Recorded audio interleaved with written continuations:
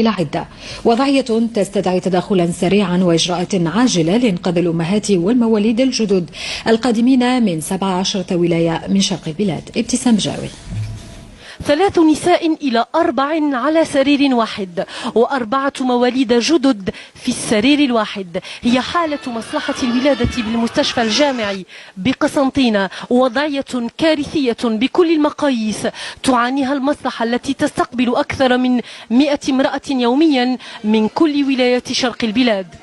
من عين مليلة زوج في السرير والدم والخماج متلغمة القرارم. وعلى بعتوكم القرار من لهنا؟ ما على باليش، قالوا لي طلع لك قسنطينة. مشاكل بالجملة حملها الكادر الطبي والشبه طبي ورمى بها إلى رئيس المصلحة. On n'a pas les moyens de bord. On n'a pas de moyens de bord. Il n'y a pas d'échographe avec 3 jours sans échographe. Les pannes, les échographes existent dans tous les services. Les commandes ont été faites.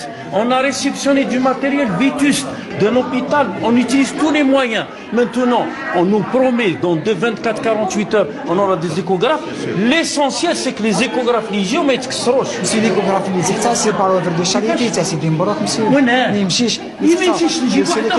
C'est pas votre problème. Je veille pour qu'il y ait du matériel.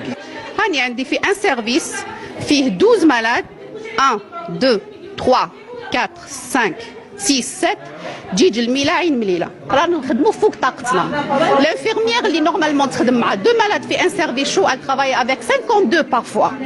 السي اش تاع سطيفي بعت لنا ما يقدرش يدير دوطخ باثولوجي حنا اللي نديروهم. كيفاش تحوسي من يكون نورمال؟ معالي الوزير واقف على هذا الامر، وكل ولايه باش كل ولايه تحمل مسؤوليتها، كل مدير الصحه وكل مدير مؤسسه يتحمل مسؤوليه النساء الحوامل. الوضعية أكثر كارثية بقاعة الولادة. طب هذه ما تصلحش، الوحيدة اللي تصلح هذه شوية هادو منا اجوتي، هادو حاشاكم ما همش تخدمة، فوالا هادو مش تخدمة خلاص، فوالا مسيو. بلا ما نحكيو على فام لابا كانوا لي فاغ يخرجوا من لاطابل حتى نوصل للمرض بدلتها من هنا.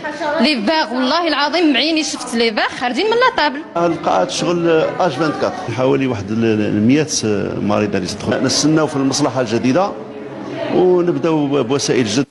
الأمور أكثر تعقيدا بمصلحة المواليد الجدد. On n'a pas de matériel, on n'a pas de moyens humains, on a 4 infirmières pour 80 bébés.